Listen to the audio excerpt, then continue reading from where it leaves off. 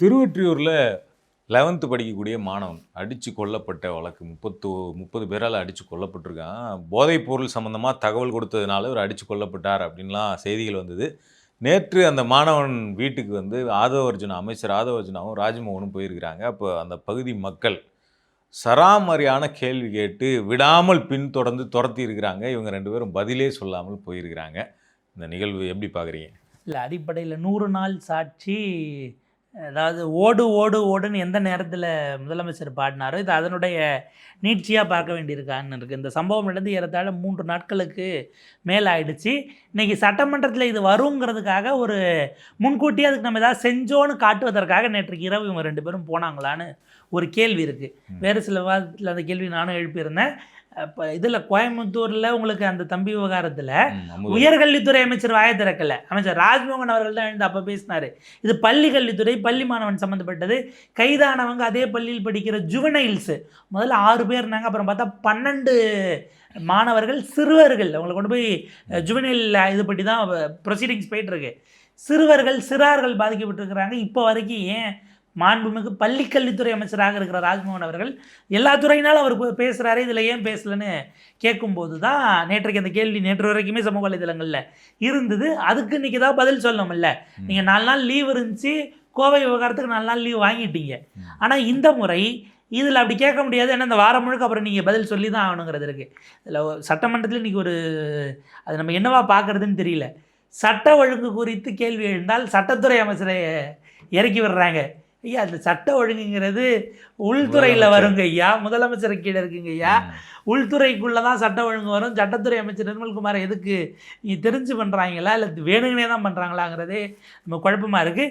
அமைச்சர்களிடம் கேட்ட கேள்விகளுக்கான பதில் இல்லை என்பதனால தான் அவர்கள் அங்கிருந்து கிளம்பி போக வேண்டிய சூழல் வந்திருக்கிறது. அப்போ பொதுமக்களிடம் அந்த கேள்விகளுக்கு பதில் இருந்திருந்தால் நீங்கள் இருதரப்பு பேச்சுவார்த்தைக்கோ இல்லை உட்கார்ந்து பேசி ஆற்றுப்படுத்த எதற்குமே முயற்சி பண்ணலைன்னா நம்ம மீது என்ன தவறு இருந்திருக்கிறது.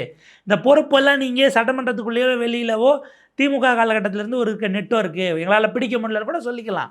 அந்த பெற்றோர்கள் உங்களை நோக்கி நீங்கள் ஏங்கய்யா பாதுகாக்க தவறுனீங்கிற கேள்விக்கு பதில் இல்லாதனால தான் இந்த ஓட்டம் அமைச்சர்களை ஏறத்தாழ ஓடுவது அப்படிங்கிற ஒரு சூழல் வந்திருப்பதுங்கிறது கடந்த காலத்தில் அந்த அது அப்பயே அது சமூக வலைதளங்களில் விவாதமாச்சு.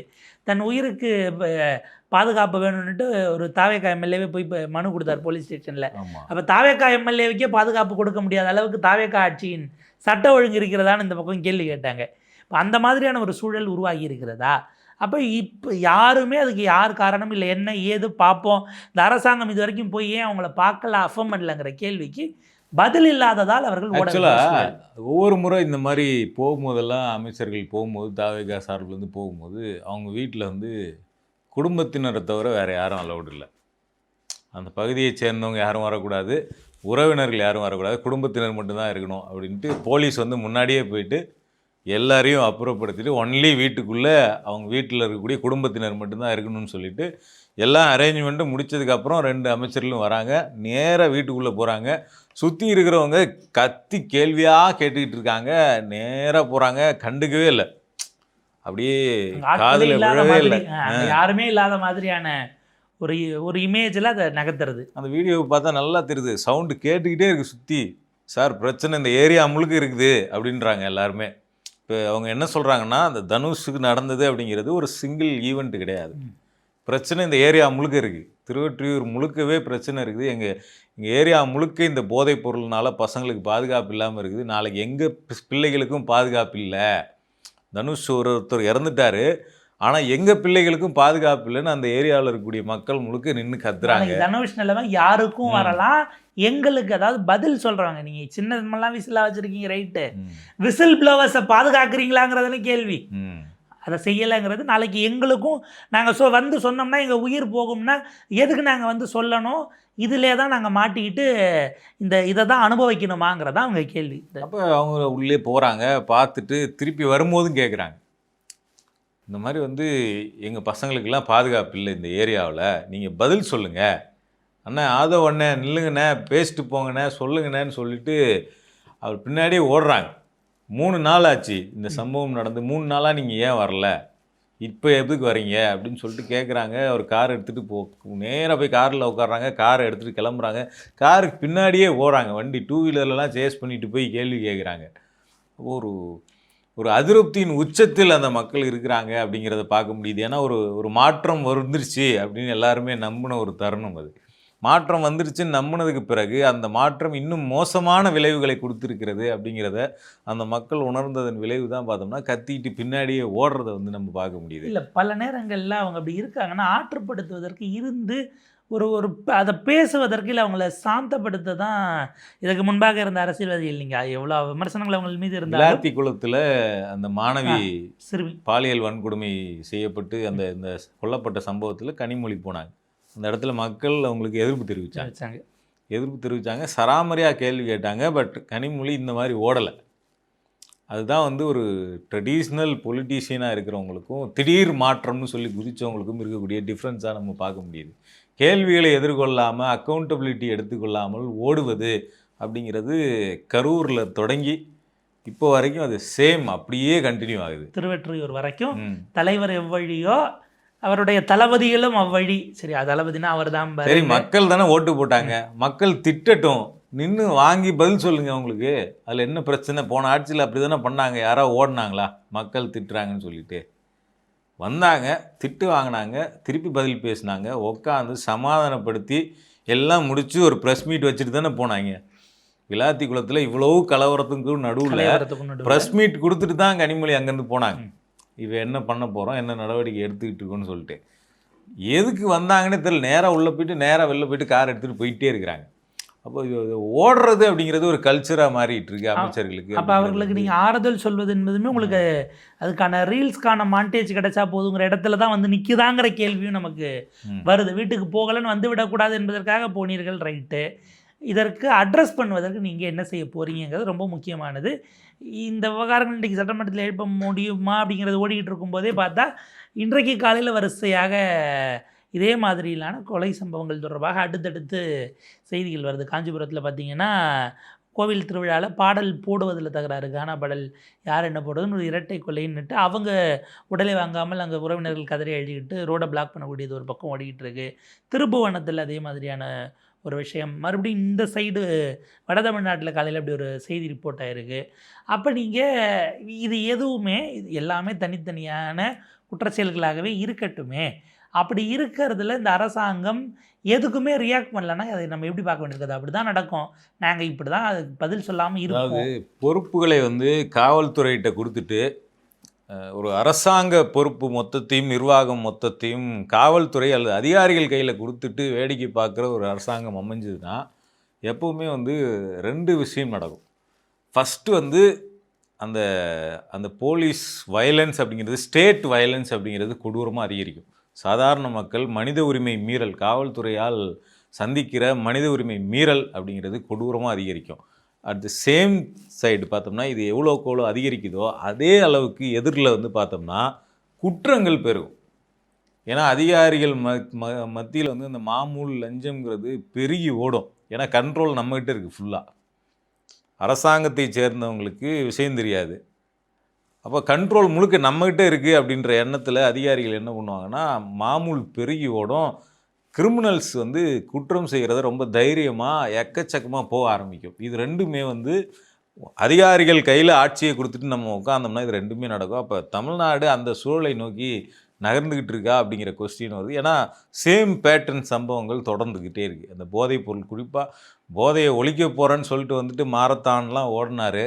ஆனால் இன்றைக்கி போதைப் பொருளை காட்டி கொடுத்தவர்கள் அல்லது போதைப் பொருள் விற்கிறாங்கன்னு கம்ப்ளைண்ட் பண்ணவங்க கொல்லப்படுறது, அதுவும் எல்லாம் இளம் வயது சிறுவர்களாக மாணவர்களாக இருக்கிறாங்க. அவங்கள அடித்து கொல்றவங்களும் இளம் வயதுக்காரர்களாகவே இருக்கிறாங்க. அப்படிங்கிறதெல்லாம் வந்து தமிழ்நாட்டின் எதிர்காலம் குறித்து உண்மையிலேயே வந்து இது வந்து அச்சம் கொள்ள வைக்குதுன்னு தான் நம்ம பார்க்க வேண்டியிருக்கு. இதில் இதே நேரத்தில் பார்த்தீங்கன்னா இப்போ இதில் இந்த கோவை விவகாரத்தில் அவர் திரும்ப இன்றைக்கி அமைச்சர் இவர் பேசுகிற அமைச்சர் நிர்மல்குமாரும் இது முழுக்க முழுக்க தனி மனித இருகுழு மோதல் தான் அவர் ஃபிக்ஸ் பண்ணுறாரு.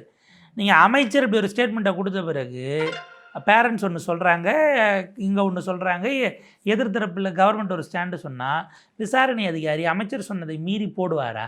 நீங்கள் ப்ரொசீடிங்ஸ் நடப்பதற்கு முன்பாகவே இதுதான் முடிவுரையை சட்டமன்றத்தில் அமைச்சர்கள் திரும்ப திரும்ப சொல்வதை நோக்கி தான் அந்த வழக்கு போகும்னா அந்த கோணத்தில் அது முடித்து வைப்பதற்கான வேலை இருக்கிறதாங்கிறது ஒன்று.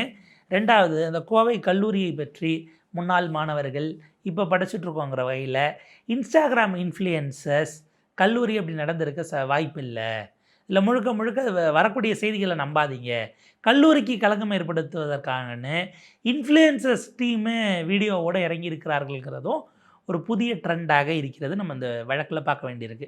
அதனால தான் பாமக என்ன சொல்கிறாங்க, காவல்துறைக்கு அந்த பக்கம் இறங்குறாங்க. நீங்கள் முன்முடிவோடு ஒரு விஷயத்தை சொல்கிறீங்கன்னா திருவெற்றியூர் சம்பவத்திலும் சரி கோயம்புத்தூர் சம்பவத்திலும் ஜுடிஷியல் என்கொயரி போடுங்க, அதுதான் இங்கே சரியானதாக இருக்கும் அப்படின்னு அவங்க நீதித்துறை நடுவர் மாதிரி யாருன்னா இல்லை நீதித்துறை தரப்பிலிருந்து ஒரு குழுவை போட்டு ப்ராப்பராக விசாரிக்கிறது அப்படி நீங்கள் மடைமாற்றணும். அரசு கையில் எடுக்கக்கூடாது, ஏன்னா சட்ட ஒழுங்கு உங்களுக்கு கீழே வர்றதுனால கான்ஃப்ளிக்ட் வர வாய்ப்பு இருக்குன்னு ஒரு பார்வையை வைக்கிறாங்க. இப்போ இதில் வந்து ஒரு பக்கம் இது போதை ஒழிப்பு அப்படிங்கிற ஆங்கிள், இன்னொரு பக்கம் சட்டம் ஒழுங்கு அப்படிங்கிற ஆங்கிள். இது ரெண்டுத்தை விட இன்னொரு முக்கியமான ஆங்கிள் மிகப்பெரியது வந்து இந்த குற்றங்களில் ஈடுபடுறவங்க எல்லாம் ஸ்டூடெண்ட்ஸ், மைனர்ஸ். இது வந்து இன்னுமே நம்ம அதிகமாக கன்சர்ன் எடுத்துக்க வேண்டிய ஆங்கிள் இது. ஏற்கனவே வந்து திமுக ஆட்சியில் இருந்தப்போ நாங்குநேரியில் இந்த சின்னத்துறை அப்படிங்கிற மாணவர் வந்து சாதி ரீதியாக அவர் வந்து வெட்டப்பட்டார், அவர் வீடு பூந்து வெட்டினாங்க அவரை. அப்போ அந்த சம்பவம் வந்து ஒரு பெரிய அதிர்ச்சியை உருவாக்குச்சு தமிழ்நாடு முழுக்க. என்ன ஸ்கூல் பசங்க அருவாளை எடுத்துகிட்டு போயிட்டு சக மாணவரை வெட்டுறாங்க, அதுவும் ஜாதி ரீதியாக திட்டிட்டு போகிறாங்க வெட்டிட்டு அப்படின்னும் போது பெரிய ஷாக் தமிழ்நாட்டில் க்ரியேட் பண்ணுது. அப்போ அந்த இடத்துல என்ன விவாதம் உருவாகுது அப்படின்னா, இது வந்து இந்த சிங்கிள் இன்சிடெண்ட்டுக்கு இந்த விசாரணை நடத்துறது போதுமானதாக இருக்காது. மாணவர்கள் கையில் எப்போ அருவாள் வந்துருச்சோ அப்போ இந்த சமூகம் வந்து கொஞ்சம் சிஸ்டமிக்காக பல சிக்கல்கள். ஆமாம், அதை வந்து ரொம்ப உடனே விழிச்சிக்க வேண்டிய தேவை இருக்குது. அப்படின்றதுனால தான் அந்த ஒரு குழு ஒன்று, ஒன் மேன் கமிட்டின்னு சொல்லிட்டு ஜஸ்டிஸ் சந்துரு தலைமையில் ஒரு கமிட்டி, அவர் ஒன் மேன் கமிட்டி போட்டு அவர் கல்வியில் என்னென்ன சீர்திருத்தங்கள்லாம் பண்ணப்படணும் ஸ்கூல்ஸில் அப்படின்னு அறிக்கையெல்லாம் கொடுத்தாரு. முதல் தப்பு, அந்த அறிக்கையை நடைமுறைப்படுத்தலை, வெளியிடவும் இல்லை, நடைமுறையும் படுத்தலை.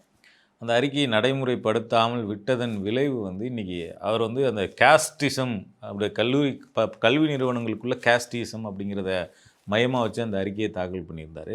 இன்றைக்கி அதை போதை மற்றும் இதர குற்றங்கள் இது எல்லாத்தையுமே கன்சர்னாக எடுத்துக்கிட்டு ஒரு ப்ராப்பர் விசாரணை கமிட்டி போட்டு இதை வந்து ஒரு சிங்கிள் இன்சிடெண்ட்டாக இந்த குற்றத்தில் ஈடுபட்டவர்களுக்கு தண்டனை பெற்றுத்தருதல் அப்படிங்கிற சிங்கிள் இன்சிடெண்ட்டாக இதை பார்க்காம இது ஒரு மொத்தமாக கல்வித்துறையில் என்ன மாற்றங்களை நம்ம ஏற்படுத்த வேண்டியிருக்கு அப்படிங்கிற இடத்துல இருந்து இதை நம்ம அணுக வேண்டியிருக்கு. ஏன்னா இப்போ கூட சமீபத்தில் 2 மாணவிகள் ஸ்கூலில் உட்காந்துக்கிட்டு மது அருந்துகிற வீடியோ வந்து பெரிய அளவில் வைரல் ஆச்சு. அப்போ இது ஒரு சமூகமே ஒரு நோயை நோக்கி தள்ளப்பட்டுக்கிட்டு இருக்குது அப்படின்னும் போது அதில் பெரிய அளவுக்கான ப்ரிவென்டிவ் மெஷர்ஸ் ரொம்ப முக்கியம். இன்னும் அதில் கொடுக்கப்பட்ட விளக்கங்கிறது இன்னும் நமக்கு அதிர்ச்சி கொடுக்கக்கூடியதாக இருந்தது. என்சிசி கேம்ப் போல் வேறு இடத்துலேருந்து வந்திருக்கிறாங்க. ஸோ இப்போ பள்ளியோட யூஷுவல் டைம் முடிஞ்சு எல்லோரும் போன பிறகு அவர்கள் கூட இருந்த சிறுவர்களை பசங்களை வாங்கிட்டு வர சொல்லி ஃப்ரெண்ட்ஸை அந்த பசங்க வாங்கிட்டு வந்ததை சாப்பிட்டுட்டு அந்த வீடியோ எடுத்தாங்கன்னு ஒரு இதை சொன்னாங்க. என்சிசிக்கான நோக்கம் என்னவாக இருக்கிறதுங்கிறதுல தொடங்கி அது வந்து ஒரு அவுட்டிங் அல்லது ஒரு வெண்ட் அவுட்டுங்கிறதுக்கு போல போனதாகவும் அது அந்த நேரத்தில் பார்க்கப்பட்டது. வீடியோ வந்த பிறகு தலைமை ஆசிரியர் யாரையோ சஸ்பெண்ட் பண்ணாங்கன்னு நினைக்கிறேன். ஸோ அந்த சஸ்பென்ஷனுங்கிறது அந்த ஒரு செயலுக்கு இந்நேரம் ஒருத்தவங்களை சும்மா காரணமாக்கி நகர்த்தணுங்கிறதாக இருக்கே தவிர அதனுடைய வேரை நோக்கி போவது. நம்ம நீங்கள் கேஸ்டிசம் அப்படிங்கிற வகையில் இதை குறிப்பிட்டீங்க. மாணவர்களுக்குள்ளேயே இந்த குழு மனப்பான்மைங்கிற வகையில் சேர்ந்துட்டு நகர்வது என்பதும் கூட அது வந்து முறைப்படுத்தப்பட வேண்டிய தேவை இருக்குது. என்ன சொல்கிறேன்னா, இவர் வந்து குரூப் சண்டை தான் பழிவாங்கலுக்காக நடந்த கொலை அப்படின்னு நிர்மல்குமார் சொல்கிறார். அதை சொல்கிறதுக்கு ஒரு அமைச்சராக அவர் வெட்கப்படணும். ஒரு காலேஜ் படிக்கிற பசங்க குரூப் சண்டையில் அடிச்சுக்கிறது நம்ம கேள்விப்பட்டிருக்கோம். ஆனால் கொலை வரைக்கும் குரூப் சண்டைனா 20 பேர் இங்கே 20 பேர் இங்கே 20 பேர் அடிச்சுக்குவாங்க, புரண்டுக்குவாங்க. இதெல்லாம் நம்ம பார்த்துருக்குறோம். 20 பேர் சேர்ந்து ஒரு பையனை கூட்டு போய் கிரவுண்டில் வச்சு அடித்து கொள்றதுக்கு பேர் குரூப் சண்டை கிடையாது. அப்போ இதை வந்து ஒரு அமைச்சர் சொல்கிறதுக்கு வந்து அவர் வெட்கப்படணும். 4 நாளாக நம்மளும் கேட்குறோம், யாரும் சொல்ல. குரூப் சண்டைனா 2 குரூப் மோதிக்கிச்சுன்னா 2 குரூப்பில் இருந்து ஆளாக கைது பண்ணணும். நீங்கள் கைது பண்ண 6 பேர் எல்லாம் ஒரே டீமாக இருக்காங்களே, அப்போ அது குரூப் சண்டை இல்லைன்னு தானே அடிப்படையே வருதுங்கிற கேள்வியும் வரும். இப்போ மாணவர்கள் ஒருவேளை நீங்கள் சொல்கிறது உண்மைன்னு எடுத்துக்கிட்டு மாணவர்கள் குழு சண்டை ஈடுபடுறாங்க, இது ஒரு காலேஜில் இல்லை அங்கங்கே டெய்லி நடக்குது அப்படின்னா அதை ஒழிப்பதற்கு என்ன வழி, அதை அமைச்சர் பதில் சொல்லணும். அதுக்கு இது எல்லாமே இருக்குது. சும்மா நீங்கள் வந்துட்டு நம்மளை கேள்வி கேட்பாங்க, நம்ம பதில் சொல்லிட்டு 2 பஞ்ச் டைலாக் சொல்லிட்டு போயிட்டோம்னா முடிஞ்சு போச்சு. திமுககாரங்க தானே கேள்வி கேட்க போகிறாங்க, நம்ம எதாவது கேட்டால் நீங்கள் மட்டும் யோக்கியமா உங்க ஆட்சியில் அப்படின்னு நடக்கலையா? கேட்டு போயிடலாமா அப்படின்னுன்ற யோசனையில் இருக்கிறாங்க. ஆனால் இன்றைக்கி கேள்வி கேட்பது மக்கள், கேள்வி கேட்பது திமுக மட்டும் கிடையாது. உங்கள் சைடில் உட்காந்துக்கிட்டு இருக்க சிபிஎம் சிபிஐ கேட்குறாங்க, பாமக கேட்குது, எல்லா தரப்பும் கேட்குறாங்க. அப்போ நீங்கள் வந்து எல்லா தரப்புக்கும் சேர்த்து திமுகவுக்கு மட்டுமே பதில் சொல்கிறதுங்கிறது உங்கள் வேலை கிடையாது. உங்க ஆட்சியில் ஒவ்வொருத்தவங்களுக்கு பதில் சொல்லுங்க. நீங்க சொல்ற உங்க ஆட்சியில் நடக்கலையாங்கிறது சிபிஐக்கும் சிபிஎம்க்கும் பாமகவுக்கும் பொருந்தாது. அவங்க கேட்டதுக்கு என்ன பதிலுங்கிற இடத்துல இருந்து திமுகவுக்கு வேலையே அதாங்க. எதிர்கட்சிங்க சும்மா மண்ணவாரி தூத்துறாங்க. இந்த தரப்புக்கும் இந்த 2 தரப்பு பெற்றோர்கள் எழுப்பினாங்கல்ல, அதற்கான கேள்வியை நீங்கள் சொல்ல வேண்டியது தான் உங்களுக்கான பொறுப்பு, கடமையாக இருக்குது. ஸோ இதிலேருந்து இப்படி தப்பிக்கிறது ஓடுறது அப்படிங்கிறது ஒரு சரியானதாக இருக்காது. ஏற்கனவே எடப்பாடி ஆட்சியில் இருந்தப்போ அப்படி தான் ஒரு போலீஸ் என்ன ஸ்டேட்மெண்ட் கொடுக்குறாங்களோ அதையே எடுத்துகிட்டு வந்து சட்டமன்றத்தில் வாசிச்சுட்டு இருப்பார். அதுவே தான் அவருடைய ஆட்சி வீழ்வதற்கும் முக்கியமான காரணமாக அமைஞ்சுது. அவர் வந்து போலீஸ் என்ன அந்த ஜெயராஜ் பெனிக்ஸுக்குமே அப்படி சொல்லி தான் மாட்டினார் எடப்பாடி. போலீஸ் அடித்து கொண்டது போலீஸு, ஆனால் எடப்பாடி வந்துட்டு சட்டமன்றத்தில் வந்துட்டு போலீஸ் சொன்ன ஸ்டேட்மெண்ட் அப்படியே வாசிப்பார். ஏன்னா என்ன நடந்தது, இதெல்லாம் வந்து கஸ்டோடியல் டெத்து கிடையாது அப்படின்னு சொல்லிட்டு அந்த வேலையை இப்போ தாவேகாவும் பண்ணுது. அதுதான் வந்து நம்ம பார்க்க வேண்டியிருக்கு. எடப்பாடி அந்த வேலையை செய்ததினால்தான் அவர் வந்து அந்த ஆட்சி வந்து மோசமாக தூக்கி எறியப்பட்டது அப்படிங்கிறத இன்றைக்கு ஆட்சியாளர்கள் கவனத்தில் எடுத்துக்கிறதுங்கிறது அவங்களுக்குமே நல்லதாக இருக்கும். அது பார்ப்போம் இது எப்படி போகுது. இதில் இன்னும் வெளிப்படைத்தன்மை தேவை. இந்த அரசாங்கம் சில விஷயம் அது ஒப்புக்கொள்வதல்ல, உரிய முறையில் நாங்கள் கொண்டு வந்து யாரையும் தப்ப விட மாட்டோம்னு அதை அவங்கள டீல் பண்ணி இருக்க கூட முடியும். எடுத்தடுப்புலேயே முடிவுரை எழுதுவது என்பது அப்படி ஒன்று நடக்கலை. நடந்தால் தானே நாங்கள் அதுக்கு ரெக்டிஃபிகேஷனோ அல்லது சிஸ்டமிக்கு சொல்யூஷனை கொடுக்கணும். நடக்கவே இல்லைன்ட்டோம்னா அந்த பிரச்சனையே வேண்டாமே என்று நழுவ பார்க்கிறார்களாங்கிறது தான் நம்முடைய கேள்வி.